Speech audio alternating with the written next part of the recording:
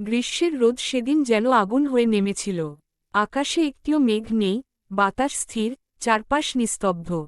দূরের মাঠ ফেটে চৌচির, পুকুরের তলায় কেবল শুকনো কাদা। সেই তপ্ত আকাশের নিচে উড়ে বেড়াচ্ছিল একটি কালো কাক। দীর্ঘক্ষণ উড়ে তার গলা শুকিয়ে কাঠ, ডানা ভারী হয়ে এসেছে। তৃষ্ণায় তার চোখ ঝাপসা, তবু সে হাল ছাড়েনি, পানি না পেলে আজ বাঁচা মুশকিল। হঠাৎ দূরে একটি পুরনো মন্দিরের চূড়া চোখে পড়ল। কাকটি শেষ শক্তিটুকু দিয়ে সেখানে উড়ে নামল। মন্দিরের উঠোনে পড়ে আছে ভাঙাচোরা ইট, শুকনো পাতা আর ধুলো। চারদিকে তাকিয়ে হঠাৎ তার চোখ আটকে গেল একটি মাটির কলসে। আশায় বুক ভরে সে কলসের কাছে গিয়ে উকি দিল। ভেতরে পানি আছে বটে, কিন্তু খুবই কম, ঠোঁট ঢোকালেও পৌঁছায় না। কিছুক্ষণ কাকটি স্থির হয়ে দাঁড়িয়ে রইল। তৃষ্ণা বাড়ছে, মাথা ঘুরছে, মনে হলো সব শেষ। কিন্তু ঠিক তখনই সে হাল ছাড়ল না।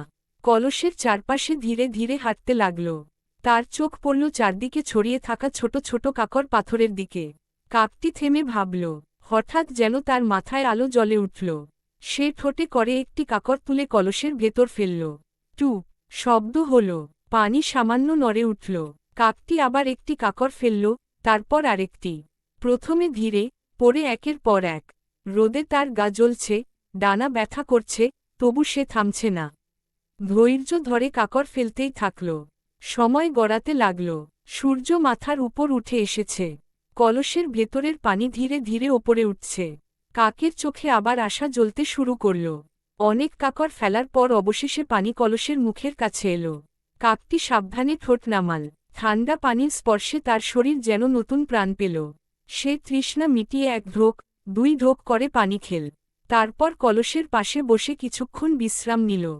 ক্লান্ত শরীরে শান্তির ছোঁয়া। একটু আগে যে পরিস্থিতি তাকে মৃত্যুর মুখে ঠেলে দিচ্ছিল, বুদ্ধি আর ধৈর্যের কারণে সেটাই আজ তার জীবন বাঁচাল।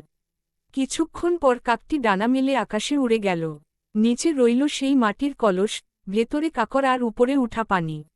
আর রয়ে গেল একটি নীরব শিক্ষা, জীবনে সমস্যা যত বড়ই হোক, যদি বুদ্ধি আর ধৈর্য থাকে, তবে তার সমাধান নিশ্চয়ই আছে।